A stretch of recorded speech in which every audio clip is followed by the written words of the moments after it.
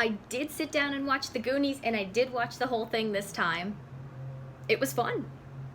I enjoyed myself. I was impressed at all the different tricks and traps. I liked all the inventiveness. It was a fun treasure hunt. And I'm not gonna lie, I kind of want that escape room. It still felt very tense. It still felt like there were real stakes, real dangers, particularly with the villains, because the sets felt more like an escape room, but honestly for me that adds to the charm. I like the cast a lot. They seem like they got along really well. I did not recognize Sean Astin at first. I thought, oh my god, he was a cute kid. Oh my gosh, he was adorable. And Josh Brolin as Brand. I like the fact that he wasn't a bully older brother, that he was actually protective. That's really nice to see. I can safely say, at first, Chunk and Andy got on my nerves.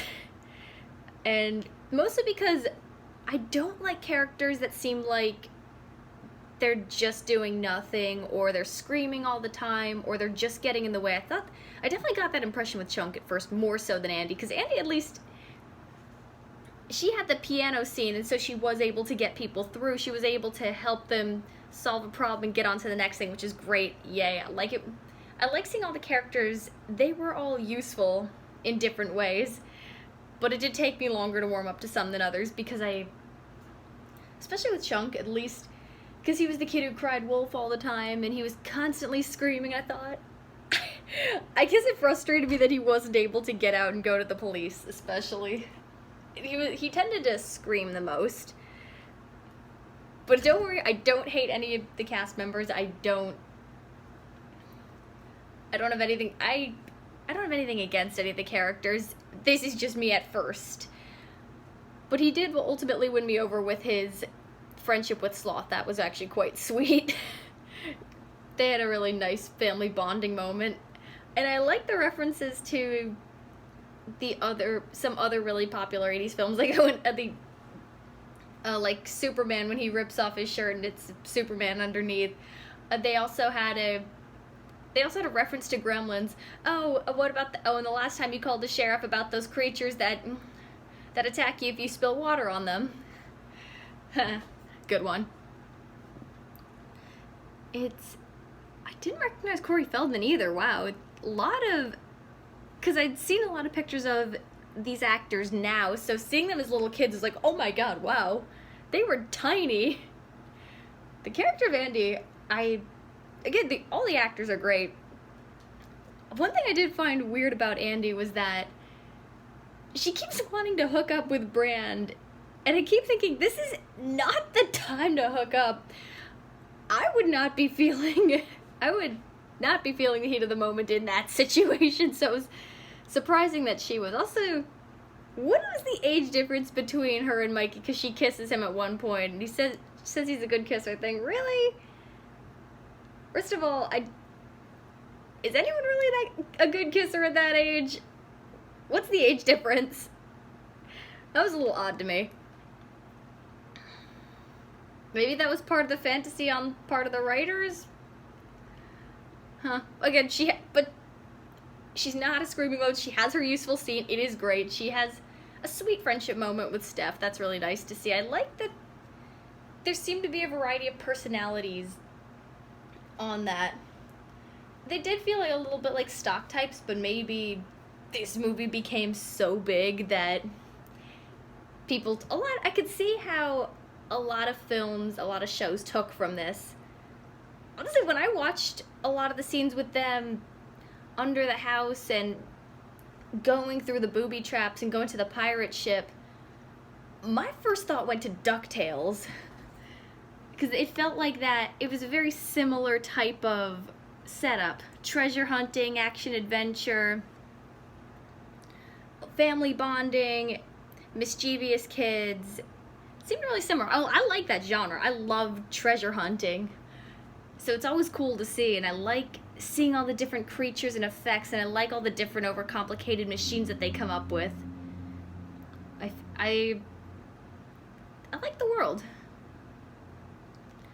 Let's see, who's my favorite? I tend to like, in these, I tend to like the smarter characters more. I like the characters who figure stuff out versus the pranksters versus the brawn. I mean, you need them all, but the characters I'm most invested in are the ones figuring it out. So I like characters like Mikey. I like how... Although, another thing that's really, really cool about this movie that you don't usually see is that the treasure map, since they were Spanish soldiers, Spanish pirates coming in, I like that it's in Spanish and that one of the kids is bilingual. So that was really cool to see, because I feel like in most of these, just for the sake of the plot, it'd be in English. And the scene that I saw over and over and over again when I tried to watch this was that scene where he's blatantly messing with the new housekeeper. Yeah. So I remember that one very clearly. Actually, the villains were a ton of fun to see too. The criminal brothers and their mother. That was really fun. I wonder if Miyazaki got some inspiration from that, or vice versa, because there was a similar band of pirates and their mother set up in, I think it was Castle in the Sky, so that's where my mind went. I thought, but they were funny. I felt legitimately intimidated by them, but they were also really funny in how they worked off one another, especially with how she's abusing them. The two brothers are fighting with each other. They're abusing each other. I like the effects on Sloth too. Sloth, I felt so bad for him.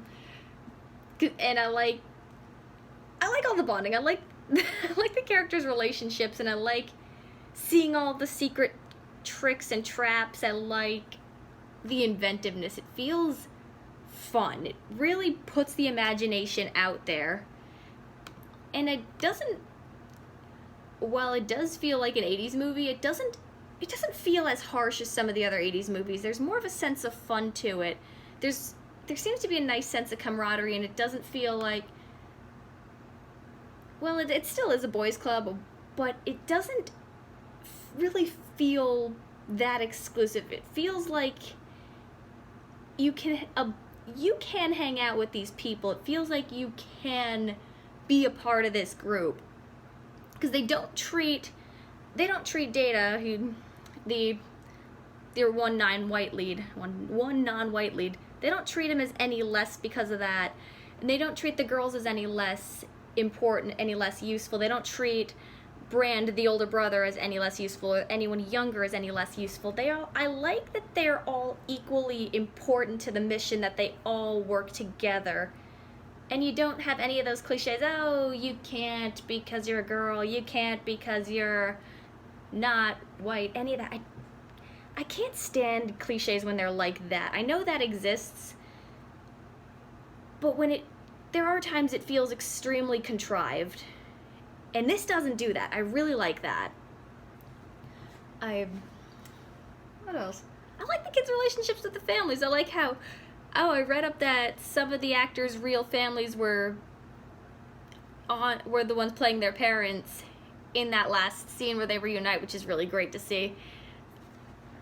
So I looked that up beforehand. I love to read the trivia for it. But I'm glad I finally sat down and watched the whole thing. I did finally understand where the truffle shuffle came from. I thought that was just an old meme. Oh yeah, another thing, going back to how everyone feels like a real person. They have a little bit of a stock personality, but, you know, and one thing I do see a lot is the fat kid is only into food, but Chunk is more than that. He's a prankster, he's the boy who cried wolf, he cries out for attention. They still all feel like characters as opposed to types. Even though they have a little bit of that stock type, they still feel like they have a real personality. I mean, stereotypes exist for a reason, stock types exist for a reason, but they're still... that's not all they are. Oh, I'm glad I finally got through it. It's not that it was boring or anything, it's just I don't know why I didn't connect with it for so long. And now I'm really glad I watched it.